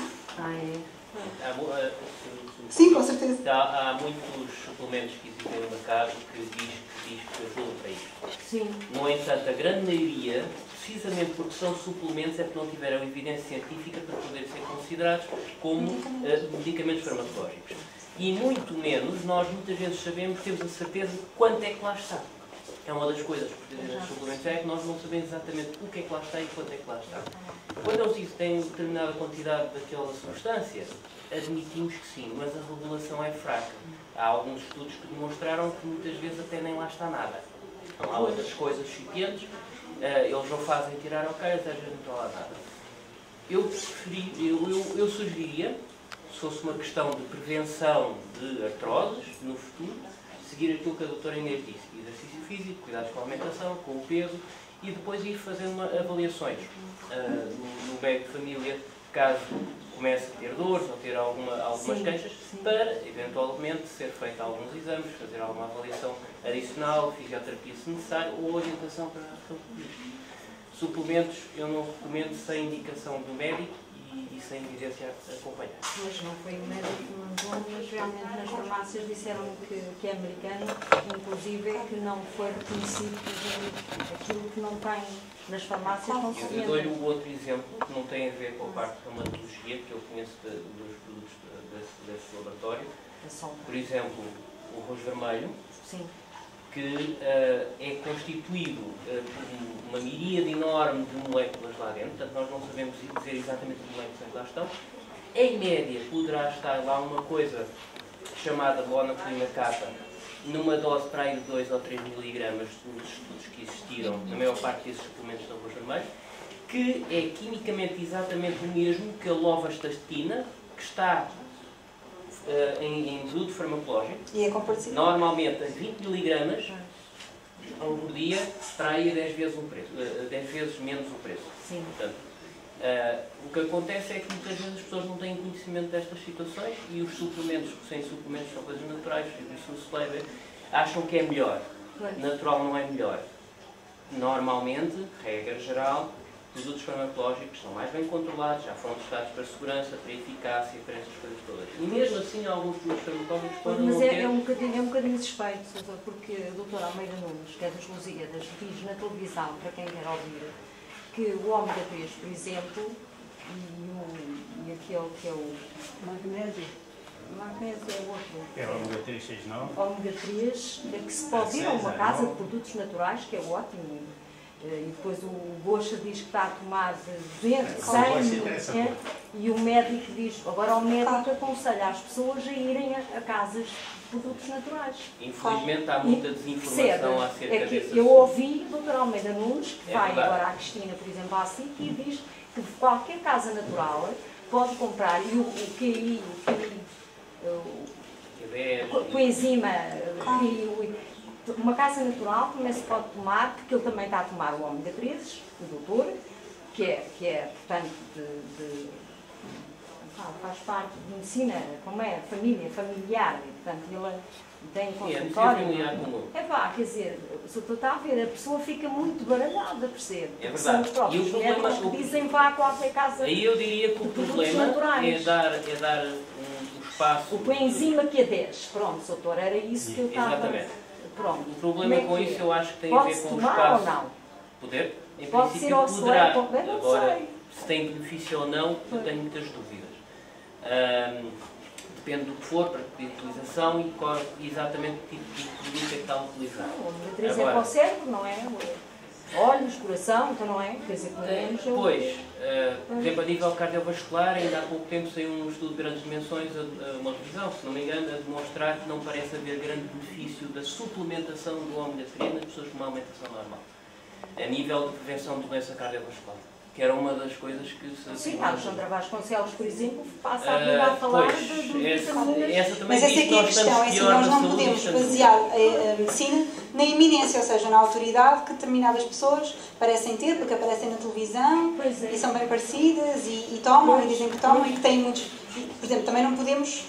muito frequentemente essas páginas ou essas autoridades também usam estratégias de charme, como não sei quantos pacientes já melhoraram a tomar isto, ou seja, não podemos estar a julgar a eficácia de um suplemento ou de um medicamento só pelos relatos de casos bem-sucedidos. Temos sempre que fazer uma avaliação mais global do que é bem-sucedido e do que não é bem-sucedido, ou seja, juntar, não analisar os casos um, mas como um todo. E assim é que se determina se realmente há evidência para usar essa molécula. Há bocadinho a doutora falou na frutose. É verdade que a frutose tomada à fruta de manhã vai diretamente para o pâncreas? Não. Faz mal? Não há qualquer recomendação. Isso está escrito numa revista de médicos do Hospital que escreveu, que eu tenho lá numa revista, num jornal. Portanto, o médico diz, cuidado, porque comendo fruta de manhã, eu gosto de fruta, adoro fruta, como de manhã, com outras coisas, e diz que vai imediatamente para o pâncreas. Quer dizer, a pessoa fica assim, não vai imediatamente. Eu acho que aí talvez o que o colega tenha querido dizer, talvez não sei se ele se explicou mal, será nas pessoas que são diabéticas ou que têm maior risco de diabetes, se comerem a fruta sozinha, sem outros alimentos ricos em fibras, portanto têm uma absorção mais lenta, vão ter um aumento mais rápido dos níveis do açúcar. Aí sim, mas nas pessoas que não são diabéticas, quiserem comer uma maçã de manhã, podem comer, não tem problema nenhum. Não é? Só no caso dos diabéticos, que têm que ter níveis de açúcar controlados no sangue, é que têm que ter mais cuidado. Ou pessoas que tenham já um nível de açúcar ali muito perto da diabetes, não devem fazer esse tipo de... devem ter mais cuidado no consumo de alimentos com muito açúcar ou muita frutose. Os restantes podem consumir livremente e até pelo contrário, o consumo de frutas e vegetais com regularidade é benéfico para a saúde. É benéfico, não é? De manhã tem sempre que se fazer fruta. Não é preciso, não interessa se é de manhã ou se é ao fim do dia. Isso pode ser distribuído ao longo do dia. Pois, uma colega sua, bastonária, diz que o pequeno almoço tem que ser concluído, tem que ter proteína, fruta e hidrato de carbono. Isso seria o tema para todo um novo seminário. Já era mesmo dentro da área. Nem sempre. E a doutora acha que a aveia faz bem? A aveia, os médicos estão todos aí com a aveia na cabeça. Eu não sou a pessoa mais indicada para dizer isso, mas pelo menos é um alimento equilibrado, é pobre em gordura. Doutora, posso fazer uma pergunta? Eu não ouvi o princípio, vim aqui buscar umas revistas e eventualmente ouvi. Eu ainda não percebi foi uma coisa. Eu conheço uma série de médicos, nomeada, não me interessa estar a citar como, alguns da minha família, todos eles dizem que faço bem em tomar produtos naturais. E sempre tomei. Há 50 anos que tomo produtos naturais. Há mais de 50 anos, mas pronto. Está-se a ver, neste momento eu já fiz 80 anos. Não tenho problema nenhum, só como carne, não como peixe. Só como carne vermelha. Já tenho 80 anos, tenho todas as análises impecáveis. Depois verifico que ultimamente há uma série de, não sei se é uma doutrina, se não sei o que é, a dizer os produtos naturais não estão comprovados, não assim, não assado, mas depois a mesma médica que me falou nisso diz-me, mas sabe que os produtos farmacêuticos, ela já esteve na América, a FDA também, quer dizer, vai estar gente, não disse, mas eu sei, vai estar gente a dar dinheiro e eles aprovam logo o produto. Não sei o que é que ficamos. Isso não é verdade, não. A FDA tem grandes problemas e na América sei como é que é. Sei quem é que já lá fez estágios, sei quanto é que custa qualquer coisa na América de ir ao médico, só com seguro, um balúrdio comparado com o Canadá. Aquilo que no Canadá se paga, na América paga-se 10 ou 20 vezes mais, etc, etc. Até posso dizer que algumas coisas que são aprovadas na Europa para a utilização farmacológica não estão aprovadas nos Estados Unidos. E vice-versa. E vice-versa, porque as entidades são independentes na sua avaliação. Agora, em relação à questão dos produtos naturais, não é por serem naturais, é porque as pessoas têm a noção, por serem naturais, são mais saudáveis ou mais seguros, mas não é necessariamente assim. O nível de segurança do produto natural depende da quantidade de substância ativa que esteja lá dentro. E aí, se você tiver, por exemplo, a questão do arroz vermelho, tem 2-3 mg de lovastatina lá dentro. Obviamente que é muito menos provável ter uma miopatia associada às estatinas a fazer o arroz vermelho do que estar a fazer o produto da lovastatina propriamente dita. Isso tem a ver com a dose. Claro que também os níveis de colesterol não vão baixar muito. São capazes de baixar um bocadinho, sim senhor, mas essencialmente deve-se juntar depois aos outros cuidados alimentares que também são recomendados. Agora, o que há também é que há muita indicação que determinados produtos naturais podem fazer coisas que na realidade não estão aprovados que realmente sirvam. Não quer dizer que não possam até acontecer, mas tem de se tentar perceber qual é que é a molécula, qual é que é a substância que possa ter esse benefício. E isso acontece regularmente. No caso, por exemplo, das estatinas, foi assim que aconteceu. Percebeu-se que o arroz vermelho, o arroz fermentado por fungos, tinha aquela substância. Percebeu-se que havia uma série de outros fungos que produziam aquela substância. Foi-se a ver, isolou-se a molécula e agora temos aquelas estatinas. E dentro daquelas que são produzidas naturalmente, temos a lovastatina e a simvastatina e uma outra também das mais fraquinhas. E são todas produzidas em laboratório através de organismos vivos naturais, fungos. Okay? Portanto, isso são produtos naturais na mesma. A diferença é que os produtos de síntese e farmacêuticos são controlados para a segurança, para as doses adequadas, para as doses eficazes e têm uma série de regulações à volta que obrigam a que, se diz lá que tem aquela quantidade, tem que ter pelo menos a 95% à volta daquilo. Não pode haver variações muito mais do que aquilo. E sabemos o que é que lá está. No caso dos produtos naturais, considerando que são suplementos, não temos essa garantia porque não é regulado. Ou seja, não estamos a dizer que não faça produtos naturais. Estamos a dizer é que, por um lado, não sabemos exatamente o que é que você está a fazer. Não mais que lá diga que aquilo tem aquilo, não sabemos mas eu não faço coisa disso. Estou a dizer por alto, não estou a dizer por si, estou a dizer por toda a gente. E por outro lado também não sabemos se tem as vantagens, os benefícios que eles lhes atribuem. É mais por aí. Não é porque não deve fazer ou deixa de poder fazer. É o benefício que possa ter. Quer dizer, a gente compra um remédio, as contraindicações são não sei quantas. Mas o problema Mas aí o problema é que os produtos naturais não trazem essa lista, mas também têm. Os produtos naturais, e não me baseio nas quantidades que lá estão.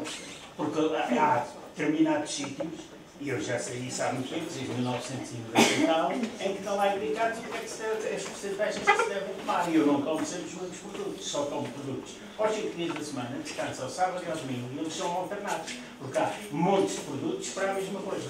dentro dos produtos naturais, como há também nos remédios. Mas, por exemplo, eu não tenho a história das estatinas. Eu vi um documentário, não é cá hoje, nem isto, nem aquilo, nem aquilo outro. Um documentário com diversos médicos. Uns diziam que era muito bom, outros diziam que era a pior coisa que se podia tomar. É a mesma coisa que se passa agora com o leite. Agora veio a teoria que o leite é só quando se é bebê, porque as crias só é que tomam leite, assim que se cresce não é preciso tomar leite para nada. Não, mas e se tivesse ouvido, tinha visto que não é bem assim, o leite Pois, mas eu também vi um documentário, por acaso era francês, em que exatamente, lá está, os produtores de leite a queixarem-se que agora havia uma corrente que dizia que não era preciso tomar leite, que aquilo é um lobby, não sei o que, não sei o que mais. Com isso só lhe digo uma coisa, qualquer pessoa faz documentários. Sim. E em relação àquilo que eles podem colocar no documentário, qualquer pessoa escolhe aquilo que lhe interessa. Claro. Aquilo que deve ser feito, e como a doutora Inês disse no final, é avaliar toda a evidência disponível e tentar perceber qual é a evidência forte, qual é a evidência fraca e aquilo que realmente nos leva a dizer se aquele produto pode servir para isto ou não deve servir, ou tem muitos riscos, ou tem muitos benefícios ou não. Porque isso nós podemos tirar por médio e tirar todos os que dizem que determinado produto é mau. E depois fazemos um documentário com essa observação e pegarem 2 ou 3 médicos, por acaso são os poucos do país que vão dizer que faz mal. Isso é muito fácil. Agora, em termos daquilo que realmente existe na realidade, com a evidência global, pode não ser aquilo. Pois, o problema é quem é que se pode acreditar. A prova disto. Na ciência, não é em ninguém. Na ciência, não é? Não se pode acreditar em nenhuma pessoa, nem em um país. Os produtos americanos a trazer todos que não bastava tomar, que as pessoas deviam se alimentar, não bastava tomar pílulas. Por algum motivo foi. E eu vi um documentário também há muitos anos, de um casal americano, estavam muito bem fisicamente, mas para mim, com a idade que eles tinham, pareciam ter 60 ou 70 anos. Só tomavam um copo de pílulas, assim, um copo grande, tipo um balão, era a única coisa que tomavam. Mas aqui resume-se a não suplementação, é subjetiva a Depende da suplementação. situação. E as suplementações lá está. Pode depender Desde que se tenha uma alimentação grave, a sua alimentação depende porque é que está a querer fazer suplementação, que doenças é que podem beneficiar de alguma suplementação em particular e qual é o produto que está a utilizar. Isso depois varia com muitas situações. O que eu recomendo? Falar com os médicos. Há muitos médicos que também têm muita desinformação associada acerca de certos produtos. Mas sempre são as pessoas que, em princípio, saberão mais sobre estas questões. E não ligar muito a programas de bochas ou documentários da televisão. Sim, não. Mas, porque, na verdade, eles pegam lá em estão os médicos lá, eu não estou a falar no bocho. Sim, mas tenha atenção numa coisa. Não se esqueça, para avaliar a qualidade do coxa, lembre-se, foi ele que lançou a Maria Leal. Não sabia. Mas eu estou a falar no médico. Os médicos do Gocha estão no patamar da Maria Leal. Não todos, mas muito. Não todos, mas muito. Está bem, vamos fechar aqui. Só fazer uma pergunta. Daqui há muitos anos, já foi um congresso médico em França, em 1992, ou coisa assim, em que disseram que a única coisa que estava provada naquela altura, que detectava o envelhecimento das células, era o selênio. E mesmo assim, na altura, e portanto já passaram quase 20 anos, não se veio a demonstrar que o selênio de facto tem uma grande ação no envelhecimento celular de uma forma global. É um congresso médico e já é determinada coisa. Eu, por exemplo, tomo 30 microgramas, que é a dose recomendada. No entanto, sei que os nares americanos espetam às pessoas para 200 microgramas por dia, porque elas se sentem bem dispostas e tal. Eu estou a tomar selênio. É o que fazem Foi os o meu nares médico que americanos. me mandou. Aos anos já. Bom, ACE. vamos fechar aqui a palestra e um agradecimento à doutora Inês.